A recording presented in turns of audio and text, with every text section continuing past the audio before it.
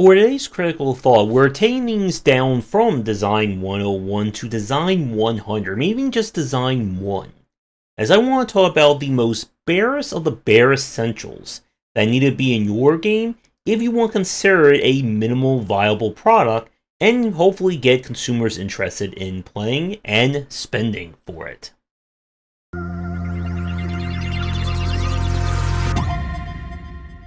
As I said in the opening, what we're discussing today, these are elements that are non-negotiable. Some developers will like to argue or will say, well, not every game is the same, we can leave certain things out here and there. Not today. What we're discussing are things that are the barest of the bare minimum, regardless of the genre, the kind of player base you're aiming for. This is basically akin to standard features in a car. You wouldn't ship a car without a steering wheel, without brake lines, without seats. And yet there are some developers who will do the kind of analogy of that. And as I said, what we're talking about today, this is for shipping a product. If you're a student or hobbyist watching this and you're sweating bullets about releasing like a free game on itch or whatever, this doesn't necessarily concern you. What we're focusing on is the bare minimum of releasing a game as a product, as in something that you intend to sell, that you are putting a price tag on. And when you do that, as we've said, this is where we get into the idea that a video game is both a piece of art as well as a commercial product. And that will come up later on in this video. So let's start with something that it sounds very simple. A few of you are probably going to give me a weird look when I say this, but I've seen developers mess up on this point. Your game needs a title screen. And yes, I know a few of you are going, what the heck is he talking about? But there are developers out there who have shipped games with no title screen elements to them. So what do we consider for a title screen? Well, first off, and again, this sounds very obvious, the name of your game. Now, some of you may wonder, well, doesn't someone who launches a game knows what the game's name is? Well, you see, in today's world, when people are trying demos, and you have some crazy YouTuber who plays like 30 to 50 games a month, it's important to have somewhere on your game an easily located spot for what the name is. If someone wants to try and mention your game's name or promote it and they can't remember the name of the game, they can't find it on Steam, and again, try searching for a specific game just by a title search on Steam and see how well that ends up. They're going to forget about that game, and more importantly for you, they're not covering your game, and you just lost free marketing. Besides the actual having a title on your title screen, I know this is going to be a big shocker, but you should have a options menu. You should have a new game, load a game, that kind of stuff. And the title screen really does matter, because this is the first look that someone is going to have on your game. They've put money down on it. If they load it up and the title screen looks like a Madman's collage of things all over the place, they're going to most likely uninstall that game and refund it. And you need to be very mindful of the aesthetics and tone of your store page. I've seen some developers will kind of use almost like a mobile game look to the UI elements on their title screen. They'll have these really big round buttons or very large rectangular buttons that look like something from a mobile game. And this is one of those things, and again, this will pop up later in this video, that presentation matters to the consumer. There are more games than ever before being released, and you do not want to give anyone any excuse to uninstall or quit playing your game. And even elements as simple as just having a button that looks like it fits within the game does go a long way. Now for our next point, and this is one that no one here better complain about in the comments down below, your game needs an options menu. It needs a way for the player to configure and change things in it. So what should be in this one? Oh, well, I don't know. How about volume sliders? Because we haven't mentioned that in any of these videos before. But this also goes even further. You should have ways for the player to change the resolution of your game. V-Sync. And indie developers, please, please, have a way to lock the FPS. Do not put an uncapped frame rate in a match 3 game. I don't want my processor to start blowing up because I have to match 2 tiles on screen. You should have ways to adjust different settings for graphics settings, the screen resolution. And here's another big point. You want control rebindings. As we have talked about many times before, you still need to come with a standard control scheme for your game. Doesn't matter what the genre is, doesn't matter what you're building. But you still want to give the player the option of changing controls around. And when I say that, again, another point I need to hammer home. When I say key rebinding, I don't mean switching between 3 or 4 different presets. I mean full key rebinding. If I want to change every key on your gamepad to something else or every key on the keyboard, let me do that. And this again is something that the games that don't do this oftentimes have some of the biggest approachability and UI issues as well. Now, beyond the options menu, well, something that should be again very obvious, you want to make sure that your game can start and close. And that takes me to another fun point. Your game needs an exit screen or way to exit. And before anyone comments, telling a consumer to hit Alt F4 does not count. If the only way to leave your game is to kill it in task menu or task manager, that is a huge problem. And this also goes back to what should be on the title screen of your game. But you should also have a way in-game to exit out. There are some games I play where, from the in-game menu, hitting exit doesn't let you actually exit the game. It takes you back to the main menu. Then you have to hit another key to start the exiting process, and you have to confirm it. There have been even some games where I couldn't even exit from the main menu. I had to go into the game, click exit to desktop from the in-game options menu in order to actually leave it. Again, starting and exiting a game should not be a game within the game itself. Now for the point that I'm going to get some pushback on, and this isn't so much me being mean, but unfortunately me laying out a very harsh truth. If you want to sell a game today, sell to the mainstream consumer, again being very specific, your game needs an aesthetic. It needs a style to it. As I said a few minutes ago, there are plenty of games that have been released that do not have, or they use kind of like stock buttons, stock elements, or stock tooltips for a lot of their stuff. There have been a lot of indie games I played that instead of having an actual dedicated options menu, they just copy or they just use like the Unity default like options dev lists for their game. And this is stuff you do not want to do. One of the major aspects of selling a game to the consumer today is making sure that your game looks appealing to the eye. And that is a term, or that is a sense I can launch another hour-long discussion that I could do before my voice dies.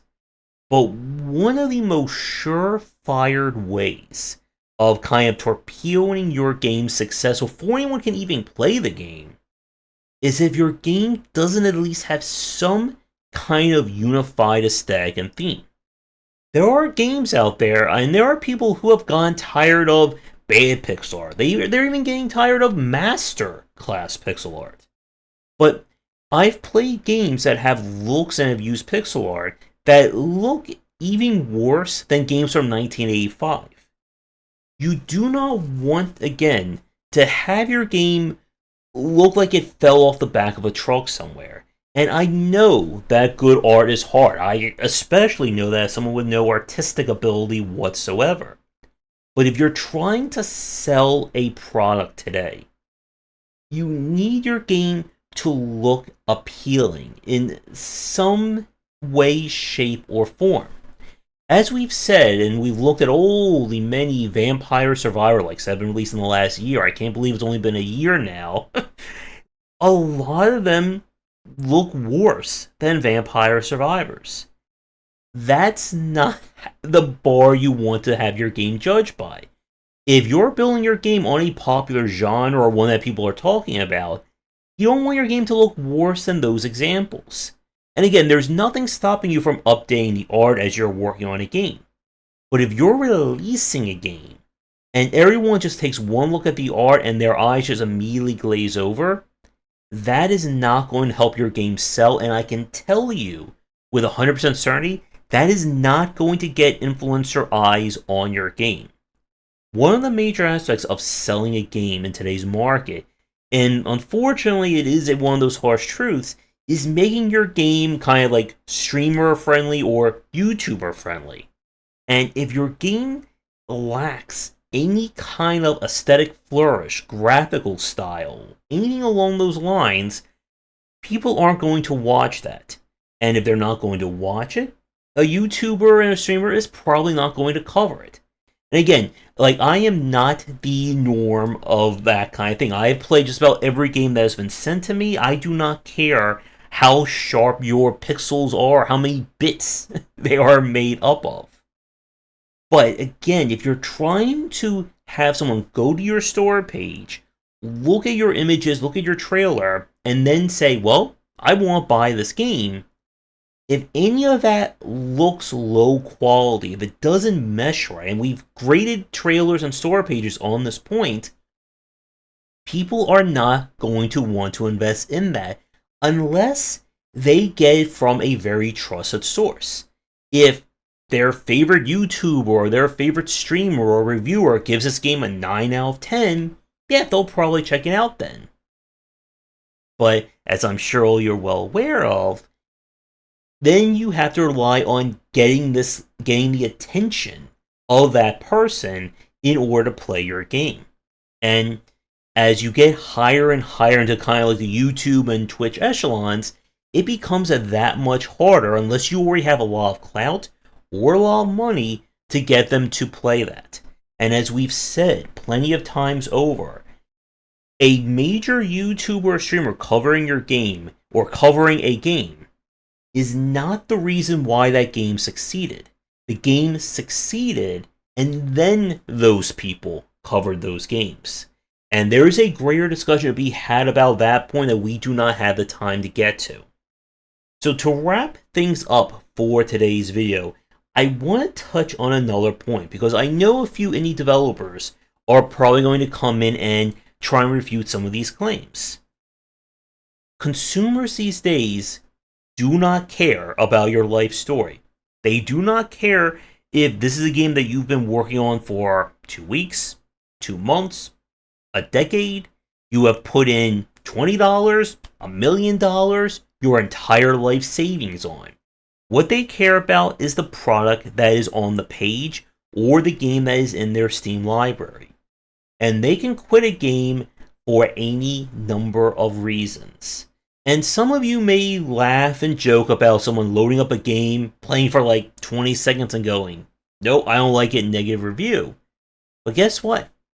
That is well within their right to do, and it is a knock against you as a developer. Again, there are going to be people who will complain about any little thing. The E on your title looks slightly crooked, negative review, uninstalled, free fun. But if someone loads up your game and they are treated to a horrible experience, the menuing is bad, the aesthetics don't work, or if the game just doesn't feel right, they don't need to spend 8 to 10 hours playing that game to figure it out. They'll know within 30 to 50 seconds, and that's all she wrote, essentially. And this is why you need to pay attention to the details. You need to pay attention to how someone is processing your game. And again, You'll have hardcore fans who they don't care if your UI is confusing. They don't care if the first 5 to 10 hours of your game are ungodly difficult. They're going to play regardless. But here's the question. How many of those people are actually a percentage of not only your fan base or the consumer base, but the intended audience? If your game can only attract 3% of all fans, well, that's not a good way of building a product. And you want to make sure, again, that your game is as approachable and as accessible as possible when you're trying to appeal to the larger market. And remember this point. Just because a big name or a mega successful example did something wrong, doesn't mean that you can get away with it. And there are a lot of developers out there who feel that way. That, oh, well, so-and-so screwed up like this, so why can't I? Well, so-and-so could have sold 500 to 2 million copies, and they have a well-entrenched fan base who loves that game. Do you have 2 million or 1 million fans who love your game and know who you are?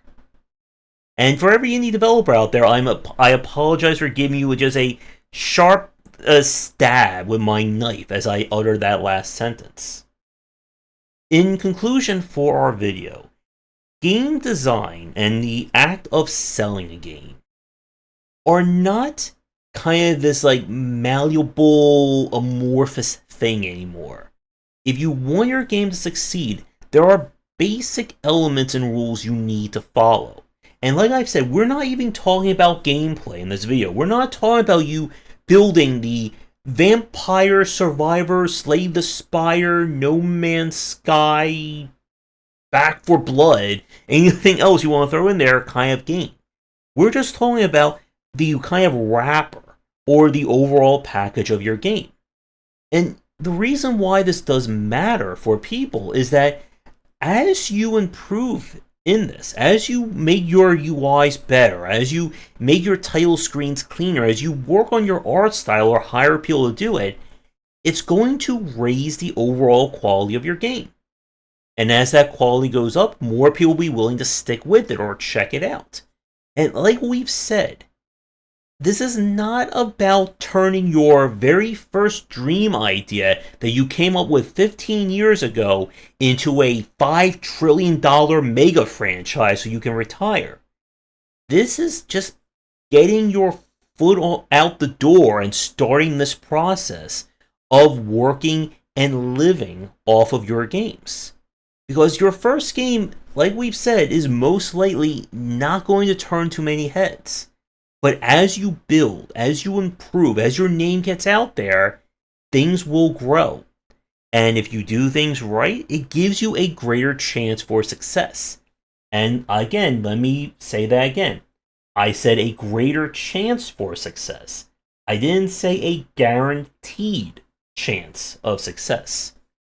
Because nothing is guaranteed in this industry.